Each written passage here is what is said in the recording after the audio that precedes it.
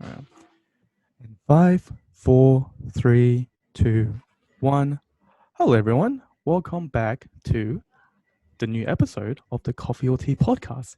And today I have a very lovely guest and very special one as well. But I'm not gonna. I'm gonna give him a little bit of introduction. Do you want to do it on your own, or do you want to tell the people what you're Yeah, doing? well, yeah, my name's Robin. I'm the owner of Stokers Fine Pancakes in Melbourne, and I've known Daniel for a long time now. So we're family friends, and we'll go way back. So it's good to see him on the podcast. Yeah. Well, trying. Emphasize on the trying. I mean, originally I We're all was trying. yeah. Well, because originally I was hoping to be like where I'll bring like a microphone or like a Zoom recorder and then just go to like every person or Mm. and then hopefully like in the end I'll have like a little small space to invite people over. But obviously with the lockdown right now, like can't do much other than just doing it over the internet. But Yeah, I mean, I think it works. yeah, well, one thing I want to start off with is your shop, Mhm. Stoker, the pancake shop in Melbourne. Do you want to give us the exact location of where it is? Yeah, well, we're located in 231 Clarendon Street in South Melbourne. Um, that's where it's been for the last 7 years. It's fucking delicious. It's so good. So good. So how long have you had the shop for? I think it's what, 4 years? No, 7. So we have been here Jeez. for 7 years. Yeah. Yeah.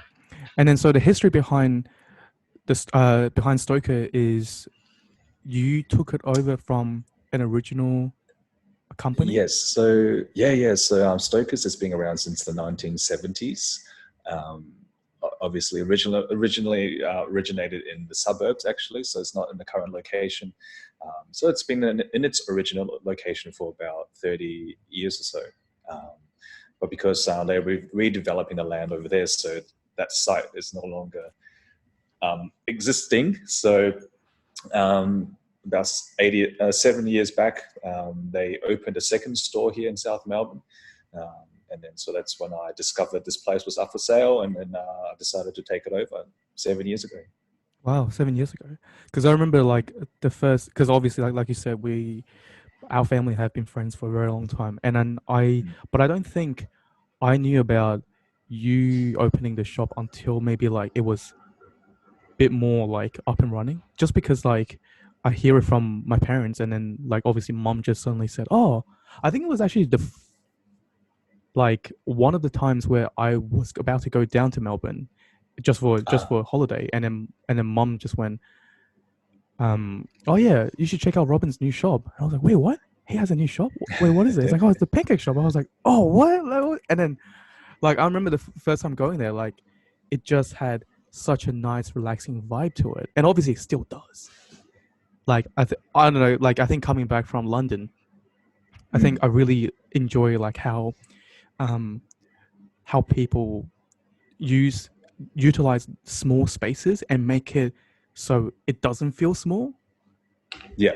I don't know if that was I don't know if that's one thing that you were trying to do, but like I can only say for what I've seen, because I know a lot of times like in UK, especially in London, like people don't have enough space to do like in Australia you can have a giant pub or a giant brewery and then the restaurant front. But whereas in London, that's not really possible because everything's so expensive and the rent's so high. So everyone's got to like essentially, like it's like a problem solving game, isn't it? They got to make sure like, how do I make this work? How do I make that work? And then so I remember, Yeah. yeah, sorry, go on. Oh, yeah, definitely. I mean, I think it's quite common in Melbourne to have small places. I think it's kind of maybe one of the features in Melbourne. A lot of cozy little spots. Mm, Just I think people really like the homely, really cozy kind of atmosphere. yeah. So I guess that's what we're going for as well. Something cozy, something warm, something homely. They can feel comfortable to relax. I think that's one of the things, just to be able to relax. Yeah. And then so let's talk about what's happening now. This podcast is being recorded on May the 8th, 2020. and obviously we are currently in the midst of our coronavirus lockdown. Mm. Hey, sorry, Um, Daniel, just one sec. The audio is coming out funny. Let me just have a yeah, that's fine. coming a bit fast. Hello, hello, hello. Is that better? Okay, I think that's better now. Yeah, it Okay, was making this weird buzzing noise. that's fine. Yeah, so talking about COVID now, yeah, I guess it has been quite a big challenge for us, Mm, as as we are talking about before. So we're all about the atmosphere, about the cozy atmosphere, the dining experience, coming here, having a good chat with the barista, and having a chat with the customers. So that's always been a big draw card for us. mm. And we've always had a lot of regular customers that come in for a chat, come in for a coffee, or And coming for just, performances, I see you do a lot of yeah. And open gigs, yes, open nights. yes, that's all. That's as of last year we started doing those open mic nights as well. So Mm, those has been very good. So yeah, so that's a big missing part of our trade. So that has been hard. So we had to adapt quickly to um, focus more on online deliveries and takeaways, which we were doing already. We were mm. doing takeaways and deliveries already. Um, So like Uber Eats but or yeah, yeah, Deliveroo. yeah. So, but we didn't really focus on it too much because we thought we would say, hey, our main focus is on dine-in experience Mm-hmm. and the sit down experience. So we didn't really pay too much attention on it. It's sort of there just to subsidize sort of our trade. Yeah. Um, so yeah, it was a matter of working out how to bring that experience to people at home. Yeah. So um, So yeah. what's So the initially, first? Sorry. yeah. No. First thing that we did was overhaul the menu that's available online because Mm-hmm. we didn't offer everything online originally. Yeah. Um, Obviously, some of the dishes travel well, some of the dishes don't. Yeah. Some of the dishes had to be prepared differently. We have to Mm-hmm. work out a new way to present them, a new way to cook them, and sort of package them. Mm-hmm. Um, so that was one of the first things that we had to work out. And also, the other hard part was sort of working out the pricing as well, because obviously we had to take in consideration that because now everyone suddenly is on the delivery platform, the Yeah. competition suddenly is much more fierce as well. Yeah.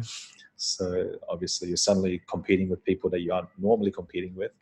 So Yeah. it's sort of taking that price point into consideration as well, and offering maybe adjusting our prices. Yeah, so those are the things that we did initially. Yeah. So, because I know, can I assume that? Can I say that Stoker, after you taken over, you are going for a boutique sort of experience. Yes. So, if that's the experience you are going for, how hard has it for you to obviously a cut the prices down and b not having that visual um effect when people actually walk in to Mm. feel, oh yeah, this does feel like, it's not like a, what's a good one, like it's not like a coffee club, like Australian Mm. coffee club, you go in, it's a Yeah. complete very unique experience. And so now that you guys are doing all these changes to be more affordable or to be a bit more relatable to the current situation, like have you found that easier with doing everything online, or has it been harder? I guess it's more of a shift in focus. I guess Mm, so. Instead of focusing more on the experience of coming here and sort of the atmosphere, we're trying to focus more on the food presentation, but like uh, the focus more on the actual food presentation, offering sort of more. Um, One of the things we did as well was just offering more customizations that they can do online mm-hmm, than they would be able to when they were dining in. So I guess it's sort of because usually those kind of things occur when we talk to the customer, hey, can we make this change? And we can sort of um, communicate that face to face. Like, hey, I want to make Yeah. this change. I want to change this to this and that. Yeah. So yeah, well, the other thing was sort of offering, sort of coming up with a menu that where they can do that at home. They can sort of, hey, I want to pick this. I want to put this in my pancake. I want to have some strawberries or Yeah. whatever sauce they want. So I guess that's sort of adding to the experience of being able to customize, being to personalize their Yeah. pancake.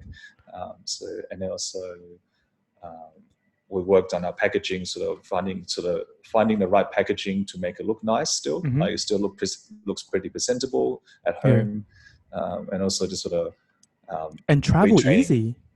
Like the Yeah, packaging, exactly. it looks so much Mm, like. So for the people that haven't seen it or have never been to Stokers, what Robin has done is, um, what's the I'm not sure what's the word for it, but you've essentially you've already made the pancake, and then you've essentially just wrapped it around with what's the I yeah. don't know, So like laminated mm, sort of thing. yeah, it's a vacuum pack. So that Yeah. was the other. So the other part of so that mostly originally was sort of more dealing with sort of ready cooked meals that's delivered to people's houses. Yeah. But we need to come up with some new ideas that we can let people do it themselves at home, so like can Mm. heat up at home Yeah. because sometimes because with the deliveries they cost quite a bit. Every time you order food, there's a delivery cost. Mm. So sometimes you might want to buy in bulk Yeah. to keep stuff at home that you can just cook. So we're trying to cater to that kind of market. Yeah. So that's why we decided, hey, we worked out that we can vacuum seal our Mm-hmm. pancakes. So they have to be made fresh and then vacuum sealed quickly so that they stay fresh. Yeah. And then they can sort of take home and reheat them at home at their own time. Yeah. Yeah. Okay. Because when I saw it, I was like, oh, that's a great idea.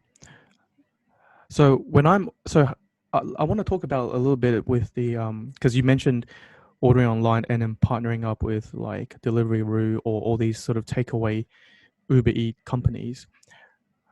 Do you get do they take a lot of percentage out of that, or do you make more in the end? Yeah, definitely. I Like mean, how I does it guess it's work? more. Yeah. So what they do is they will charge a 30%, 30 to 35% commission fee on top of, so for every order that comes through. So So say for if I order $10, like a $10 one, yeah, like you said, $10. mm, So I'm the customer. I've ordered a $10 um meal from your shop. So mm-hmm. what happens to that $10? Oh, so yeah, they will take $3 or 3.50 from that. Yeah. Okay, but I thought because what I don't understand is if they're taking another, so the driver, the delivery guy, the messenger, they Mm-hmm. take couple dollars. They add like an extra $5. I remember always seeing like Yes. whatever you order, and then underneath it, it's like a delivery fee. Mm-hmm. So Yeah. is that Yeah. delivery fee completely going towards the Yeah, so they do messenger? take quite a bit. So what they do charge the customers as a delivery fee, and then Yeah. also I think they do also take a percentage from um, the drivers as well. So they Oh do damn. take quite a bit from each party. So they do Oh make quite a shit. bit. Yeah. Okay. So do you do your own takeaway then? Like, do you have like your own guys doing your We own are takeaway? doing no, just because at the moment we're not doing. I mean, I've been doing some myself, sort of dropping off some of those take-home packs myself Mm-hmm. during the daytime. Because, but in Yeah. terms of our own drivers, that we don't have our own drivers. No. Yeah. Okay.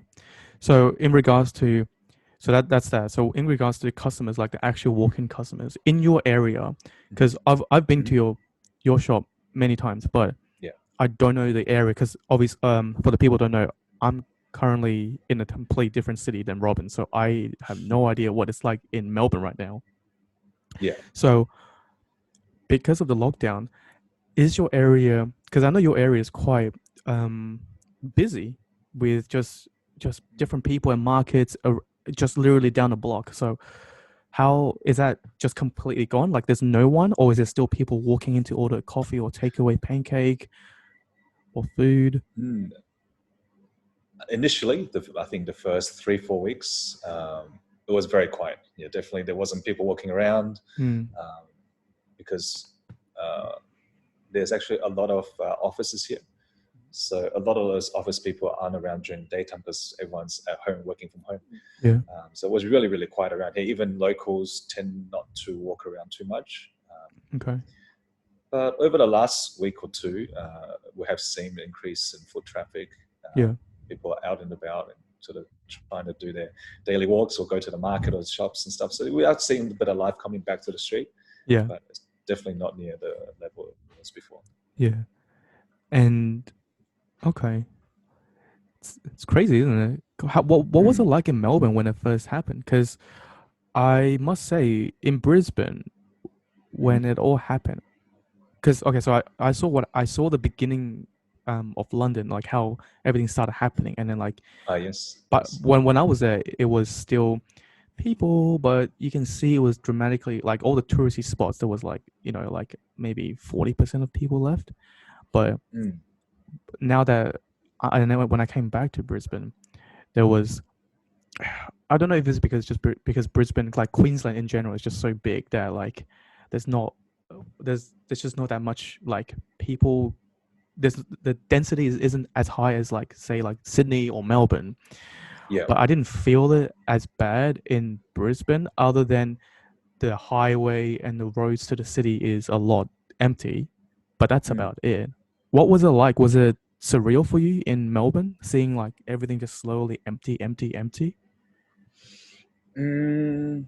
I think Melbourne initially, I think Australia in general, like we took it very lightly at the beginning. I think no one thought much of it at all. So, I mean, I was still out and about, and everyone was still out and about, Mm, and yeah. So I think it wasn't until the lockdown happened um, that's when things started feeling real. Like hey, it's actually happening. yeah. Um, yeah, but I think initially it was even the first couple of days was still okay because I think stage 2 restrictions were still pretty lax. I mean, you can still you can still have dining. We still had dining Oh, customers. Yeah, we can yeah, still have dining customers just at a reduced amount, so we can have probably only about 10 people in here to abide by the 2 meter square rule. so did you have like a Um, staff just outside, like doing like the Taiwanese way where they like tick off the names and things like that? we went a little bit high tech, so we actually created like a spreadsheet kind of thing, and then we had like a tablet displaying how many people we had in the restaurant, how many people Yeah, we can take, and so we had like we had this system going that we can constantly update the number of available seats on the window. So yeah, so that was something that we came up with pretty quickly with the yeah, help of a friend. So that was quite fun doing that. But yeah, so it was still hard at the start. But I think very quickly after 3-4 days, they went into stage 3 very quickly. So mm, that's when we saw, hey, well, empty streets, especially like on a Thursday night, Friday night, Saturday nights, you see all the yeah, pubs here empty. Like, and because at the time it was still pretty warm, the weather's still warm. People yeah, usually sit outside, yeah, and empty streets, and no cars. There's no people sitting outside having a drink. And yeah, so that was pretty interesting to see empty streets. yeah. Because I think after I came back to Australia, my old flatmates in London sent me photos, and then it's essentially like empty, like that movie like I Am Legend with Will Smith, like how, Yeah, I mean it's just like no one, it's just him and his dog. It's basically like that, and then like, and I remember like he showed me of as he was taking the footage of Piccadilly Circus, which is like one of the like the densest like area during peak hour yeah, time in London, and then the there was still what was weird was because public transport they still had to do public transport, so there was still people driving mm. buses and taxi drivers, but like it was almost like you're in like Sims, like Sims 4, Sims 3, where like you're yeah, just driving for the sake of driving, like there's no yeah, like no yeah, one on it. It was just like what the fuck. yeah, yeah. That's a pretty Yeah, funny comparison, actually. yeah. But yeah, Good old Sims. yeah. So what was it? So how does your staff members, how does your kitchen staff and your baristas, how do they feel about the whole thing? Like, have you had to um hold hold them off, or have you had to, or were you able to keep them all on board? Yeah, up until now has been pretty okay. Actually, I haven't had to lay anyone off. Mm, I've kept it pretty normal for them. Actually, that's good. they have their hours haven't changed, and their sort of working hours are still pretty much exactly the same as it was beforehand. Mm-hmm. Yeah, because I think luckily for me was that in January and February um, we were already sort of going through some restructuring. Oh, okay. So yeah, sort of like working out where we can cut down on costs and sort of streamline the operations. And Mm. so we were already sort of running pretty lean at the time Okay. already. So luckily at that time, and also I think there was a few people that left, not for other jobs or left for different reasons, but we Mm. just haven't. It just happened not at the right time, so I didn't have to replace anybody, Oh, and so it okay. just worked out okay for me. Yeah. So luckily for them, right now I haven't had to lay off anyone. Yeah. So up until now, still operating pretty Fingers much. crossed. For them, I want to keep it as normal as possible. Yeah. Of course. Yeah. And well, I mean, hope I don't know what the rule in Victoria is, but Mm. um, I think Queensland is getting better in regards to like new cases, and Yes. I think as of next Monday, the coming Monday, um, year ones, I believe kindergarten children and year 11 and year 12 are going to go back to school.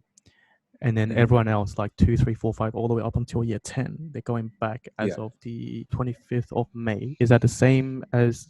And I'm assuming like once that happens, I think that's a big sign of like, okay, we can slowly all the businesses start Yeah. slowly go back, all the pubs, all the cafes, all the closed shops, all the big department stores and things like that.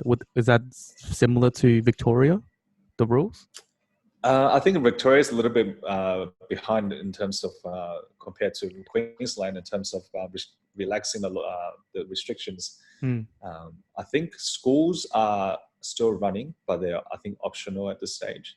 Okay. Um, yeah, I think if you choose not to go, you can stay home. Yeah. But I think for us, I think I was reading, I saw on the news last night they sort of announced like a 3-stage plan to get everything back to normal. I think, Mm.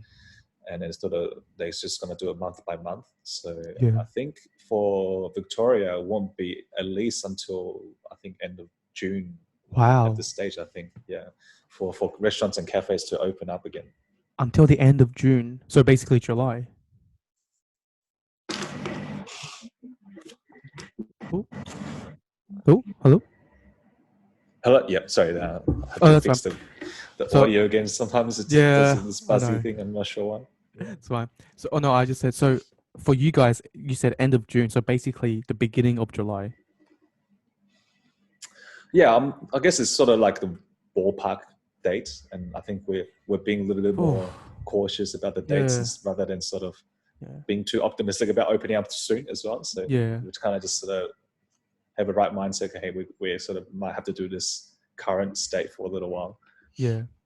Wow. Yeah. Okay.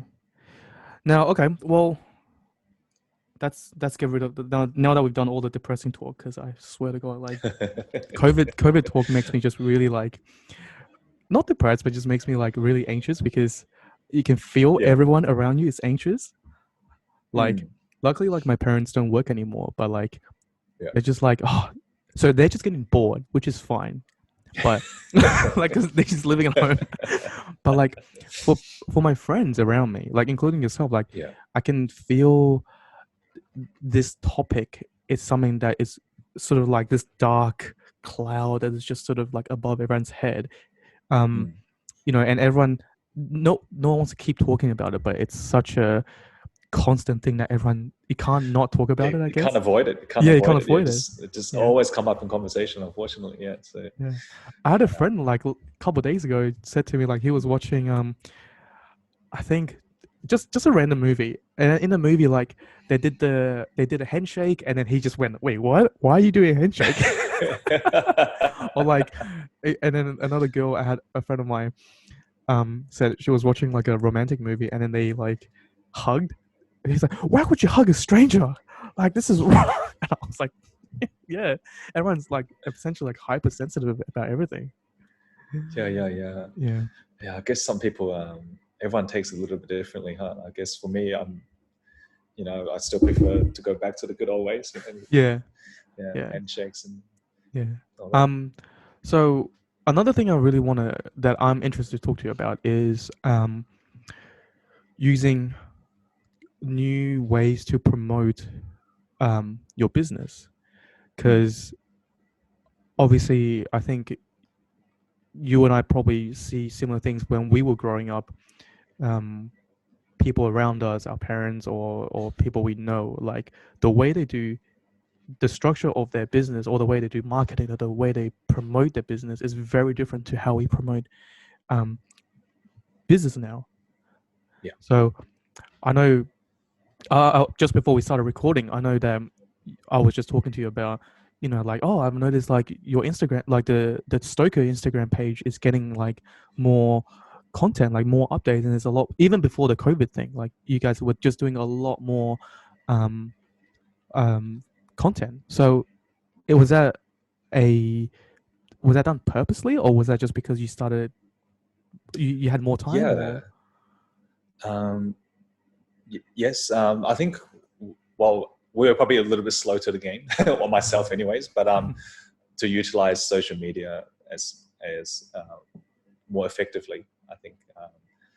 Yeah, I think, like you said, like we grew up in a very sort of old school way of thinking, and like especially my parents used to have a fish and chip place, and I worked yeah, in restaurants before. And we were all pretty old school, so like, yeah, um, our old school way of marketing would just be through a lot of word of mouth and yeah, handing out flyers, mail letterbox drops. You walk down the street, put mails in boxes and stuff like that. And yeah, yeah. um, I mean, I guess some of those still applies, but Of course. yeah, but I guess like, or putting ads in newspapers and Mm, radio ads and stuff like that. But I yeah, guess, um, yeah, we're pretty lucky now that we have these social media platforms that are very cost effective for us, for small businesses, to be able to get ourselves out there at a very affordable price, mm. and be able to reach a lot of people. Has Um, it has it made has it before COVID? Like, let's just assume COVID mm. doesn't exist right now. Has like the store utilizing Facebook or Instagram or whatever you guys, everything else you guys use, has that actually drive more customers into your store, or has it not really done much different? Yeah, definitely. I think, oh yeah, 100%. Definitely, getting more people coming through. People that don't know us are finding out about us, and Mm, the friends share posts with other friends, and they all sort of see what we're doing. So, yeah, yeah, definitely, 100%. It's made a huge difference for our business for sure. yeah. Okay.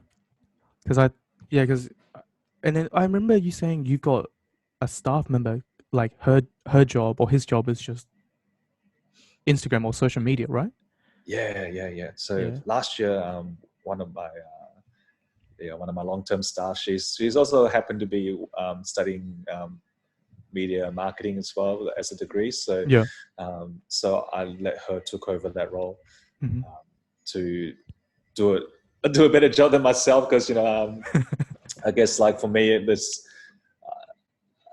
I just have so much going on sometimes that I Yeah, of forget to course. post, or I forget to do this, and or to sort of have a constant sort of posting, and or Yeah. having a sort of, sometimes you're just in a rush, you just put something out that's just terrible anyway. So so, so it's better to Yeah. have someone sort of dedicated, putting the effort in, and Mm, putting using her creativity as well to create some other new contents that I myself yeah. can't come up with. So Yeah. definitely that's helped a lot. Yeah, so Mm. yeah, because How hard was better it? to get someone dedicated to it. Yeah. How hard? I'm I'm just really curious because you know that I'm trying to slowly get a business going on as well. Like Yeah. I've got a small little um tuition thing going on, but Hmm. one thing I wanted to ask you was, do you feel that you've made it, or do you feel that you can always do more as a business owner? Like, do you? Because I feel like looking at so many people, like in your generation, or even or us now, I feel like a lot of times, like if they are really passionate about it, they never feel satisfied. But then it's sort of, it's like a double-edged sword. Like it's good that they want to keep going, but it Yeah. drives them. It eats them up.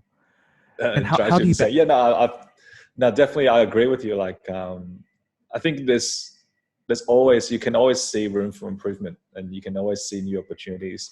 Mm. Um, and yeah, you just want to keep pushing yourself. I guess is yeah. And like you said, it's a double-edged sword. Sometimes you just keep pushing and you don't know when to stop. Yeah. But yeah, I guess that's what the mentality is like for us. Because you do crazy hours. Like you do crazy hours that I'm like, Yeah. how do you not sleep? Even I think as soon as I knew about you doing it, and I remember you telling me like, oh yeah, I don't really sleep. I'm like, wait, what do you mean you don't sleep? And you're like, oh, I do this, and then I wake up this ridiculous time to go to the market to get food, ingredients, and whatever, and then like, and I realized, Jesus Christ, like you actually, yeah, you don't sleep. You're right. Like, but you don't I don't get know. do you, I don't really think about it too much. I think you just when you have like a goal that you want to achieve, and you kind of just get up and do stuff. So it just kind of like, yeah, you just don't really think about that too much. Kind of, you just know what you got to do. You just got to get up. You're gonna do this. You're gonna do that. shit, I need to But I think have it's your also, work I ethic. think probably not. I wouldn't say like it's like a work ethic. I think I'm just working to what I'm like naturally as well. I think um, Well, if you're you tell me passionate to as sit in the well. I can see office you very 16 passionate about hours, I doing can't it. do it. Yeah, I'm passionate for sure. Yeah, Yeah. but definitely I'm doing something I like, so it's different. And yeah, I think if you tell me to sit in the office for 16 hours, I wouldn't be able to. Yeah, I wouldn't be able to do that. So I think I blow my brains out if I've got to do that. It's too much. I mean, in the previous episode, I was talking to my other friend about like by nature I'm a teacher, by trade I'm a teacher, and I like teaching, but I being a teacher for about 2-3 years now, it's made me realize that I it's definitely not something that I want to do for the rest of my life. Okay. It's a job that like it's pandemic proved, I guess, Yeah. because like Yeah. your front sort of I guess I don't know if people categorize you as a frontline, me as a frontline worker, but anyway, but I would still have a job in midst of like Yes. things like coronavirus or SARS or whatever. But it's just not something I want to do. And I talked about this with my friend the other day that I got to the point where I realized it's just not my passion, and then I'm a bit more selfish. Like I would much rather just do other things, and I think having that self awareness is a good thing, but Yeah. Yeah. 100%. yeah, because I think a lot of times people become accountants or not shitting on accountants, but like people pick jobs that they think it's a secure position, like because they can always they've got the skill, right? But Mm. but they don't like it. They don't enjoy it, and then like we said, they sit in the office for 12, 13, 14, 15 hours, and then they have a lot of money, which is great, but they you can see them just like, ugh, like fuck this, I don't want to do this again, like dealing with the same shit. And then that was me at the end of my teaching when I was in UK, and then I came back and I was like, no, Yeah. I definitely don't want to do this. Hence why this podcast was, Yeah. I sort of started doing this podcast because I was like, I need a hobby, I need to do something that I enjoy, like at Yeah. least it keeps me sane. And Yeah. because Yeah. I know before you became a restaurant owner, you had a complete different um, career path.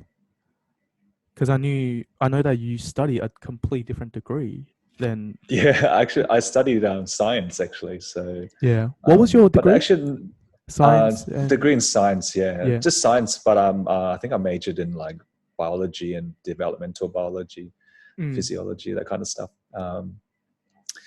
But yeah, I think well, I never went down the science path as a career. I've mm, actually sort of, because I did obviously a part-time job as I was studying in hospitality, and my yeah. parents had a fish and chip place. So Yeah. I think I've always sort of been involved in hospitality, so I naturally just sort of progressed through, continued on in the hospitality. Was the science degree something that you wanted to do, or was it something that someone else wanted you to do? No, actually, I really enjoy the science part of it. I really enjoy, Yeah. even now, I still read up on all the sciencey stuff. I'm really interested in all the knowledge, and it's really interesting to me. But I Wait, think side note, work, did you hear about the new news about Tom Cruise and Elon Musk? going to Apparently, space, yeah, he's gonna do a film in space. The guy is crazy. Mission Impossible, just like we're gonna do it in space. I'm good on. He's I'm gonna gonna, do it. yeah, it's just gonna be him hanging off a rocket, just like hanging on the side of a rocket going to space. And then they're like, "You can't do this. You physically will die." But I'm fine. I'm fine. I read that news and I was like, "What? Like, why?" Uh, but okay. So the science degree was something that you wanted to do. So, but has it just become something that you enjoy reading up on and you enjoy like being Yeah, updated on, rather than like a yeah. full-time job? Yeah, I don't see myself working in a career as a career. I think I really like the human sort of interaction. Yeah. I feel like in the science, maybe there is jobs in science that's sort of more sort of in that sort of communication kind of things. Yeah. But for me, yeah, my passion is in hospitality, I think. Yeah. What would a science job be? What would that look like? Are you just would that just be a lab researcher, or would that be a because I know Yeah, nothing about that. I think definitely entry level jobs are all lab work. Okay. Definitely, I think. So am I assuming like you putting like science goggles, you've got the white coat, Yeah, got your and lab then coats on. and you're doing Yeah, I this? think majority of the entry level jobs when you first graduate would definitely be definitely be lab work, sort of just doing repetitive work. Okay. But I guess you can go into like field research and maybe this other areas. It's quite broad, but I think Yeah. entry level jobs are pretty much that. Oh, okay. It was great that you changed course because your pancakes are great.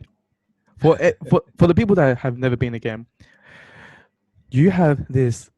I don't know if it's a thing that you created, or is it just something that I'm just because I'm an idiot that I've never seen it before. But when I first had Yeah, your pancake chips, so yeah, what Robin has done with his shop is you you have these sort of thin cut pancake strips, and then mm. you curl them up and then you deep fry them. Yeah. So there's Oh something my god, sort so good. of we kind of, it's one of the chefs. I can't take all the credit for it, but it's one of the chef's ideas to deep fry it, and then sort of we sort of worked together and sort of perfected the texture. So Yeah. kind of had to play around with the thickness of the pancakes to get it right, because you don't want to. I think initially it was too crispy, so it was too thin, and it was Mm-hmm. really just too crispy. It wasn't sort of that nice. We tweaked our recipe a little bit. Our pancakes are a little bit thicker, so now Mm-hmm. so that it feels more like a chip. So it has a bit of meat inside when you deep fry it. Yeah. So it works great as a savory. Oh, Yeah, so good. we serve it as a savory with salt and pepper and bit of seasoning. So it's with our mayo dips. So, It's yeah, so it's quite good. fun. Something fun to try. Yeah. Yeah. And then the what was the other thing?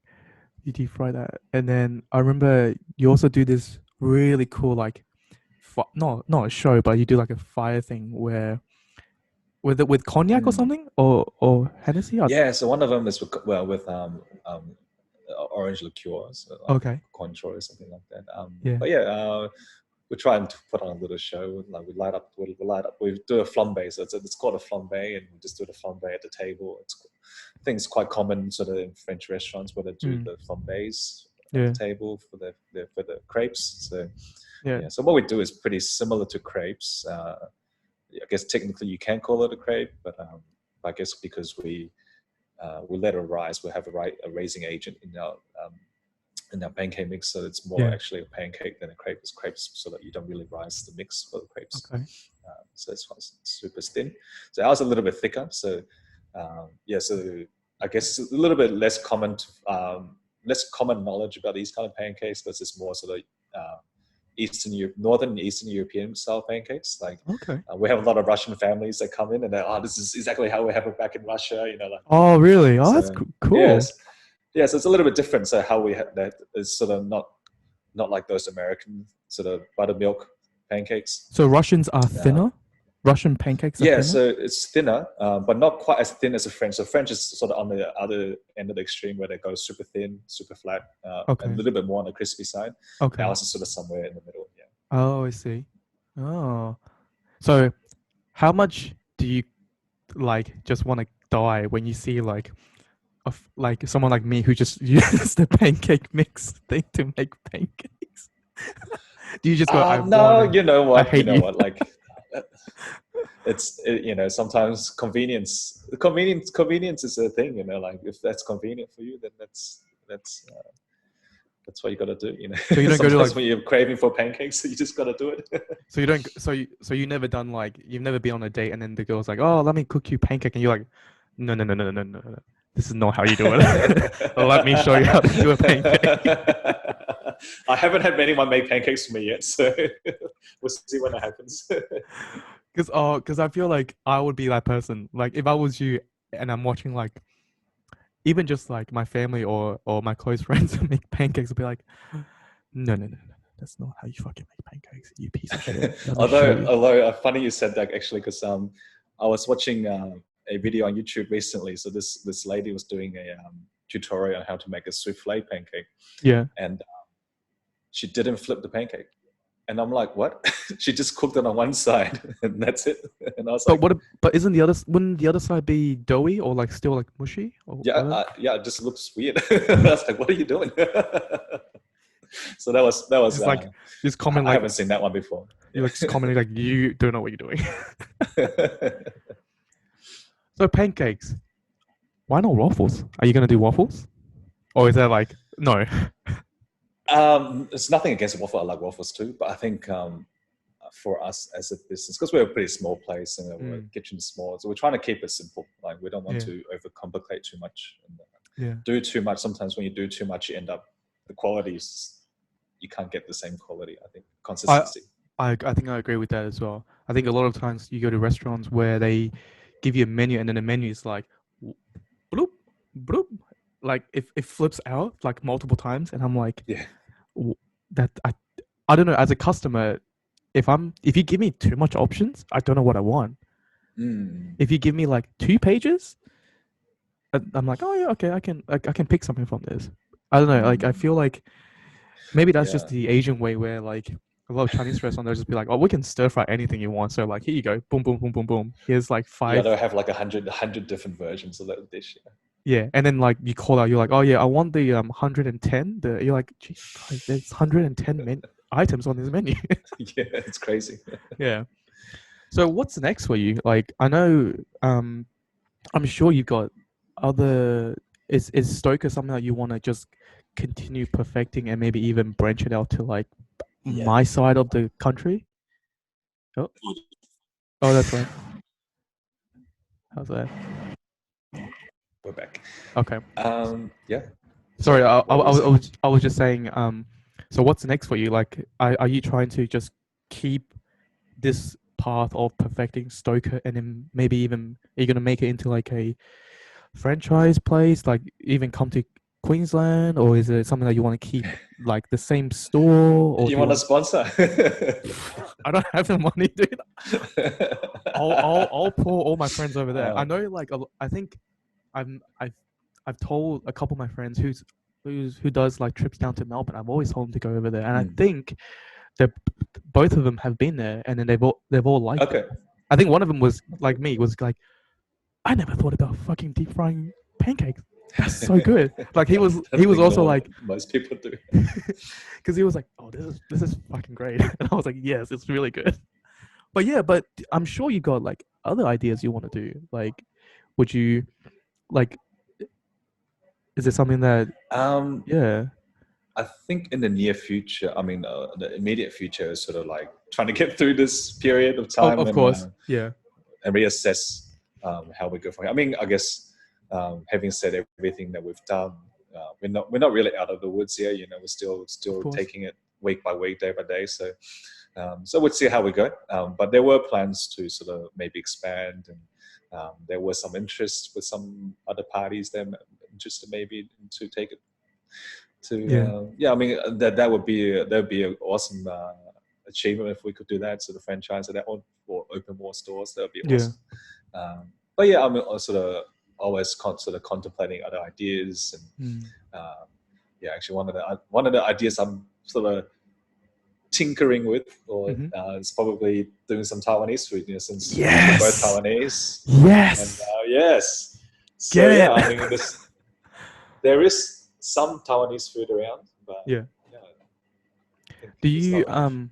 so actually speaking of Taiwanese, this is a good segue to the next topic Mm, that I wanted to chat to you about is my experience as to give the audience a very short um background as to how our family is so close is um your family was one of the reasons why my family decided to come to Australia because I think when I was in year 3 or year 4 or maybe even younger. Oh, actually, no, year 3 or 4. I think mm, my parents like left me with you guys down in Melbourne. So I went from Taiwan to Melbourne for like a semester, and we went back, and then we ended up locating in Brisbane.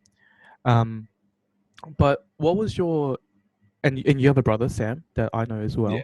But what was both of your experiences like as a did you guys see yourself growing up as Australians living in Australia, or did you feel the the Taiwanese, like people look at you as a foreigner, people look at you as Taiwanese in Australia or in Melbourne? Mm, I think for us was, I think we can probably, for us, we probably take it even a little step backwards. So we migrated to New Zealand first, Mm-hmm. right? So obviously when we went there, like I didn't know a word of English, like didn't know How old were how to you when you speak guys went anything. to New Zealand? We went there when we were 8. So Okay. yeah, so obviously I think in New Zealand, you probably feel it more in New Zealand because like because we lived in Christchurch, which is a smaller town down Mm. south. So there was probably one or two other Asians in the whole school. So um, yeah, so like straight away, first day, well, I was bullied the first day. Like Yeah. yeah, I don't know, some kid just like in my face right away, like making fun of my obviously my appearance and my Yeah. color. They were calling me Blacky Wacky. I don't even know what that means, but so that was pretty funny. But yeah, definitely felt it more down in New Zealand. Not that they were racist, but you definitely feel like you're the odd one out. Yeah. Yeah, but I think probably easier as kids to sort of to adapt. I think. Mm. Yeah, so by the time we came to Australia, I think I was already in last year of primary school. Mm-hmm. Um, so I think it was sort of getting used to Australian culture as well. So Yeah. it's still quite different, quite a big difference between the New Zealand and Australian cultures, and obviously the accent as well. It's quite different. So I don't know Yeah. what kind of accent I have right now, but like it's probably a mix of both. Yeah. I would Um, say so for myself as well. yeah, but in terms of feeling out of place, uh, yeah, you kind of feel a little bit out of place sometimes. As I think maybe later towards my high school years, I Mm-hmm. kind of feel like I'm not really. I think probably a lot of people go through the same thing. Like I'm not really Asian. I don't really fit into the really Asian Yeah. crowd. And I'm also not like super Aussie, and I don't really like a lot of the Aussie things that. Um, but I still call this place home because I spent a good portion of my life here, Yeah. majority of my life here actually. So. Yeah. I think um one thing I noticed that I had an epiphany. Actually, this happened when I was in London, where I realized that Mm, when I was growing up in high school, like even into university, um, I was essentially like as a defense mechanism, I was what's the word? I was trash talking myself before anyone mm, does. okay. I think that's how I coped. Like Right. I had a group of friends who I love and adore, but this was but I developed this way before I met my close friends now. But Mm. I think I remember like the first school when I was in Brisbane that I went to. I remember I felt like I felt out of place, and I think within the first week, like you said, like kids were like looking at me like, "Who the fuck is this weird looking guy? Fucking squinty eyes, fucking like chubby fuck. I don't know who this guy is." But I think what I realized was, as a kid, as a teenager, I won't, because my thinking was, if I diss myself first, or if I diss my own people first, then like they wouldn't they wouldn't do it to me. Like, you Yeah, know how yeah. what's that? I remember there was a, was it an Eddie Murphy joke? I don't know, but one of the comedians, made a joke where Yeah. like, "I'm gonna kick your ass," and he's like, "No, I'm gonna kick my ass before you kick my ass. So fuck you. You wait your turn." And I was like, "Oh yeah, that's it." I think that's sort of like how I behaved when I was a kid, and then it Yeah. obviously carried on into high school and university. Um, but then the older I got, the more I realized, oh no, I still enjoy some of the like Taiwanese culture. So, for example, like Mm. one thing I cannot stand is Australians walking into their own house with shoes, and I'm just like, no, don't do it. Why are you Yeah, doing we still this? can't. We still don't. We still can't get used to that. Yeah. So yeah, so but I think Australia. I don't know what it's like down in Melbourne, but I think at least in Brisbane, there's a racial profiling or racism, whatever. That's sort of not as bad as Mm. places like America, Yeah. because I think in Australia we just have so many different types of immigrants, that Mm. everyone's sort of like, no, you're just. I think, yeah, they're just sort of like, oh yeah, you're just one of us. We're all immigrants. It's fine. The only Mm. non immigrants are the Aboriginals. Yeah, but yeah, it was just interesting to see. But did you have something to like cope when it came to like, as a Yeah, for teenager, sure. as a high school kid? Like funny you said that. Like I also had a sort of epiphany, sort of more actually probably more recent than it was a while back. Mm. I think I think there was one point in my life I kind of had to like um, decide. It's like, hey, do I want to be more Australian or do I want to be more Taiwanese or what do I want to be? And I kind of chose to be more Australian, and so I kind of just really didn't acknowledge the Taiwanese side of me. I kind of just like, hey, I'm just Australian, Mm. and in fact, I've refused to speak Mandarin like in public. Like I just don't, and Mm. I have customers try to speak to me in Mandarin. I just pretend, like I just didn't want to acknowledge that side of me. Yeah. I think it was easier to have one identity than to have multiple identities. I think Yeah. at that time it was just easier to deal with.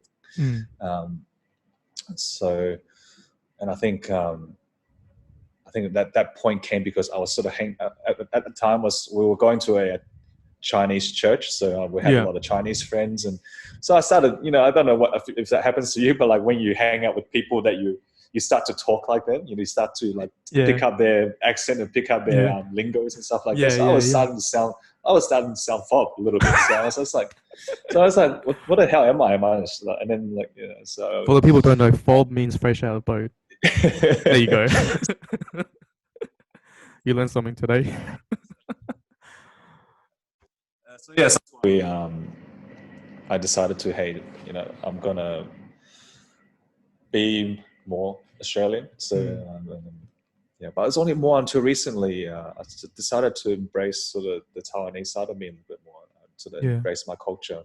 Yeah. Uh, Is it yeah, because you so that think was very. now that is it because you've you've opened Stoker and you've seen how open everyone can be in Australia, or is it just a self like, you're just I think it's sort of, more of a South thing. Yeah, yeah, yeah. okay, I think Australia's pretty okay. Like, um, I think especially, yeah, I think definitely here in Melbourne we're pretty okay here in mm, terms of like multiculturalism, and integration into the society. I don't think we have a big problem here. Yeah, Yeah. don't really feel that. No, It's yeah. more of a No, personal thing. Yeah. okay. Yeah. And now that you've had that self-awareness of, you want to embrace more of your Taiwanese side, is have you become more open to people who speaks Mandarin to you, or are you just Yeah. are you still like, I understand, but I'm going to reply back in English? No, no, I've probably putting a little more effort into talking to them in Chinese, and Mm. also brushing up on my Chinese as well. So it's been a while since I've used it. So, Yeah, but yeah, yeah. um, no, no, I definitely feel good actually to be able to communicate with them in a different language. I think it's Mm. quite nice. And are you speaking? Because I know that when I was a kid, when I lived with you guys, Mm. you and Sam, your brother, both responded back in English. Has that changed for at least for you? I can't. You, obviously, you can't speak for Sam, but have you Yeah, just been speaking Mandarin to yeah, mom and dad now? yeah, a little bit more. Probably putting a little bit more effort. How about Yeah. yourself? Do you still reply Well, in English, or well, do you I talk to them think mostly in Chinese? I definitely speak Mandarin when I'm at home with my parents, even with my Okay, sister. that's good. Oh, Because really? it's a maybe not so much now because Mm. there's more people who like more like foreigners who speaks Mandarin, like more white people that speak Mandarin. But I remember like our family are so united when we should talk one person in the restaurant. Yeah, So like, excuse me.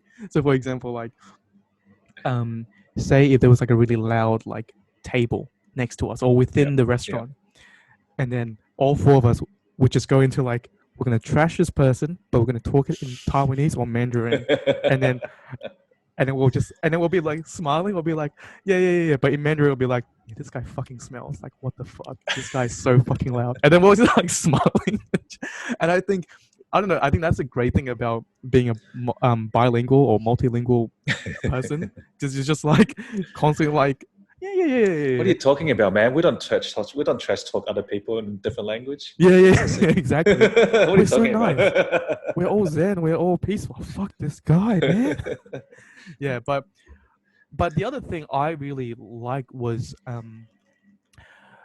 the because I was always drawn to ancient Chinese history, so like the Mm. Three Kingdoms and like Yeah. all the different dynasties, all the dynasties.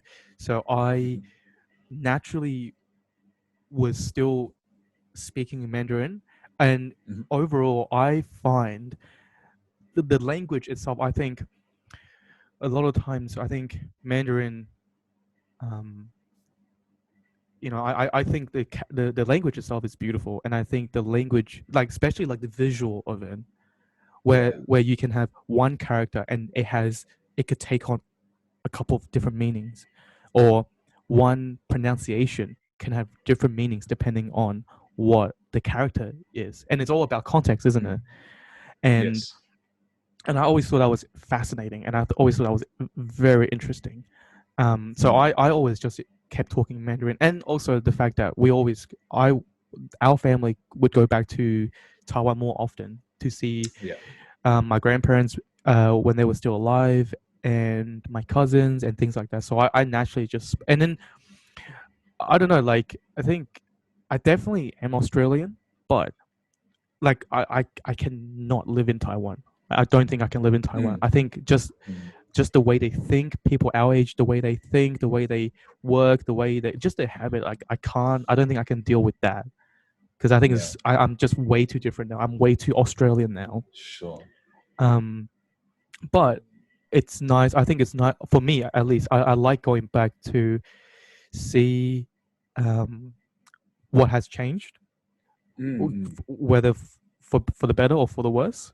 Um, Yeah. I I still feel a sense of home when I go back, Mm. especially when I'm in Taipei, where I Yeah. grew up. Like I was walk down, like, oh yeah, I remember like this and that, and things like that. So I enjoy it. And then me myself, I like to reminisce, and I like to look at the things that were around me when I was growing up that I'd never realized. So Yeah. I really enjoyed it. So yeah, but working or live or working and living in Taiwan, I definitely can't do. But I think I would like to go back there once a year or twice a year at most. And I think I Mm. get like a little like a Taiwanese, like a little like a little dosage of Taiwanese. I'm like, oh, bzz, all right, great, I'm Yeah. good, I'm good. I'll come back. And I just I don't know. I think my parents made an effort to make sure that we didn't lose our um identity, I guess, like where we Mhm. came from. Because I Yeah. think mom and dad definitely they definitely love Australia, but I think they made sure that there was a balance. Yeah. Yeah, and also I think my sister maybe a little bit less. Maybe she doesn't doesn't. I mean, I'm just guessing here. Maybe she enjoys Australia more than me. Yeah. But yeah, I definitely try and keep a balance, and because I think it's Mm. important if I ever have kids that I would want my kids plural whatever to have the ability to speak both. Yeah.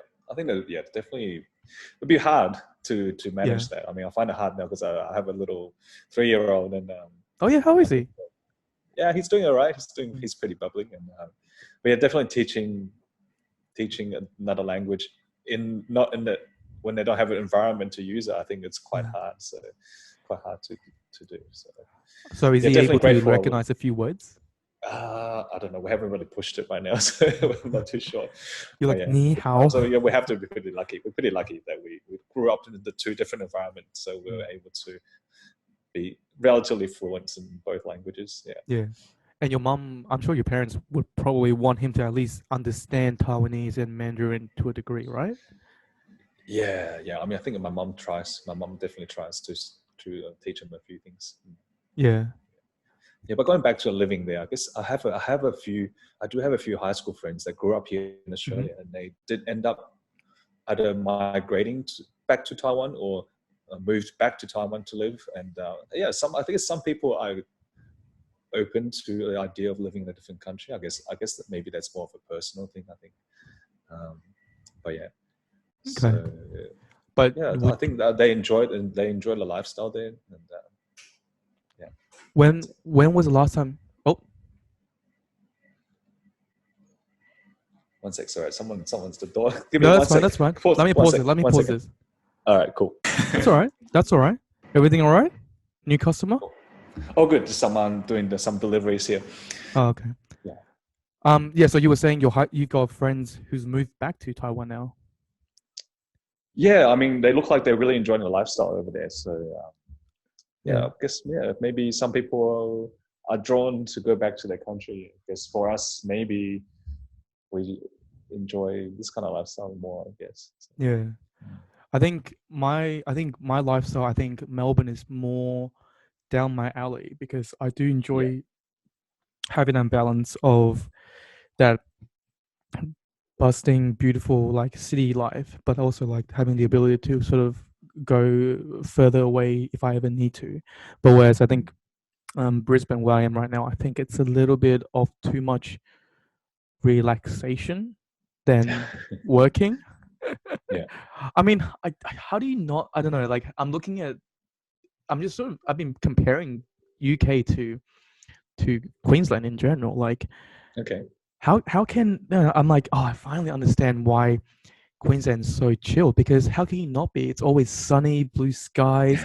We have so many beaches around, and like if you like, I have friends in who are teachers in Australia, in Brisbane. They go, "Oh yeah, I just go to the beach after work." I'm like, "Yeah, you can't do that in UK. You can't do that in London. You can't do that in a lot of countries."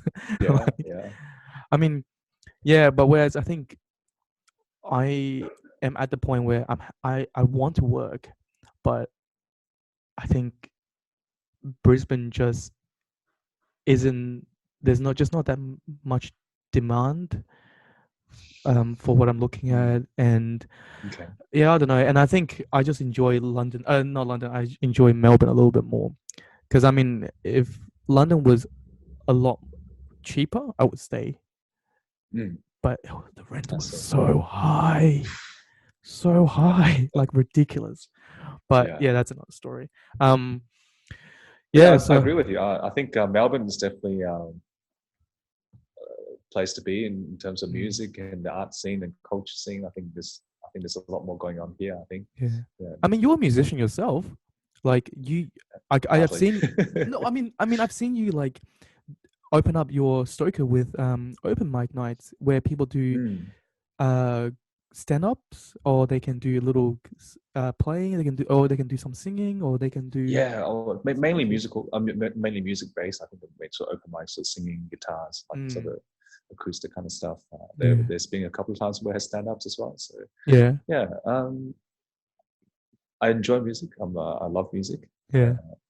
as a musician, I'm probably just an amateur, just a hobbyist. But I really enjoy it. You know, Yeah. if I have more time, you know, I want to invest more time into it. Yeah. But yeah, I think yeah, it's something that yeah, I've been pretty lucky actually. I'm pretty happy that I was able to marry the two things I'm happy that I'm passionate about, food and music. I was able to do them together in the same space. I think that's pretty. Yeah, I've been lucky to be able to achieve that. So it's pretty Yeah. Well, that's great. Oh, I think we're at the hour mark. cool. Is there anything else you would like to add?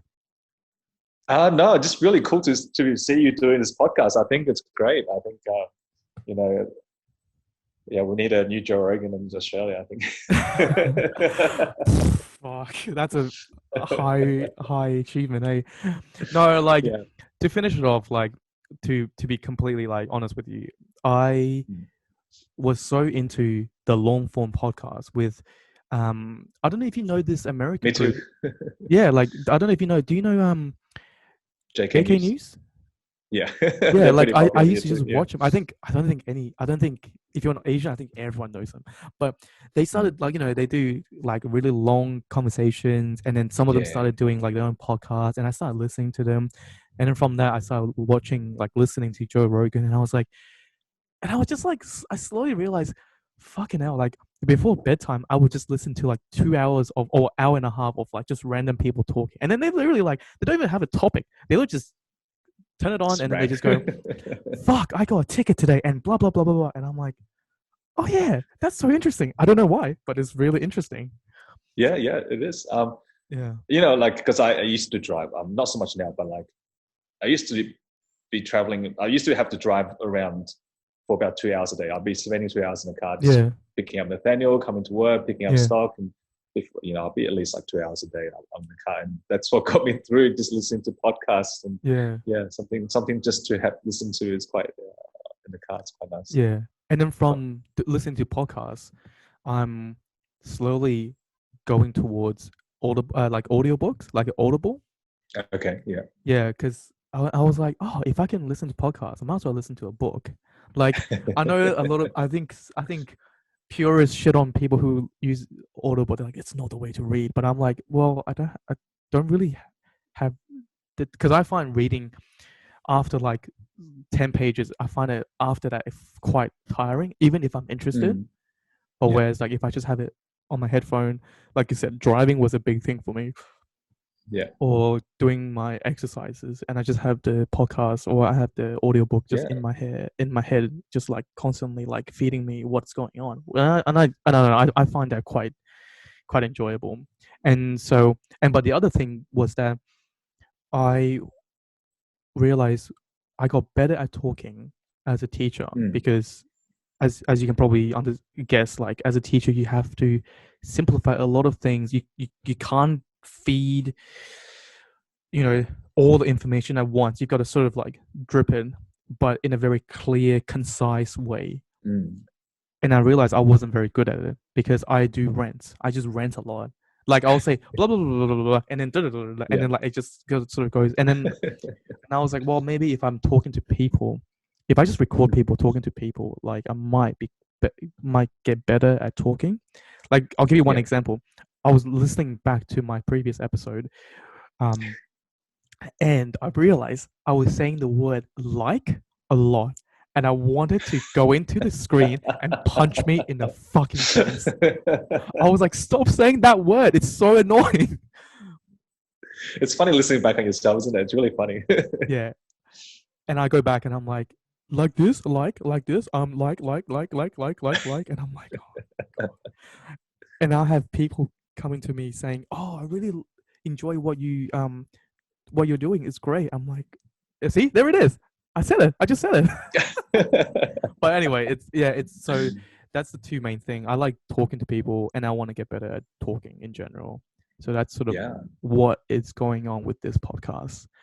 And I might call it something a little bit. I might not keep a name because I only thought of a name because it was something that I always have because Coffee hasn't appeared in any of your episodes yet so far. hey, right here, right here, right here, right here, it's right here. I tried a little bit, tried a little bit. Because when if you come to my house or if I go to your shop, the first thing people usually ask is, "What would you You like, want coffee or coffee? tea?" Yeah. Yeah. And I was like, "Well, coffee or tea." There you go. But thank you very much, Robin, for being here. Thanks, man. It's good Everyone, to please catch up go with you, to actually. Yeah. everyone, please go to his shop, Stoker. Do you have a website? Yes, Plug it, plug everything. stokersfinepancakes.com. Yep, just www.stokersfinepancakes.com, and our Instagram handle is at Stokers Fine Pancakes. Yeah, so you'll find us there. It's fucking delicious. You should go. All right, everyone. I'm gonna finish it up here. Thank you very much. Thanks for having Bye. me.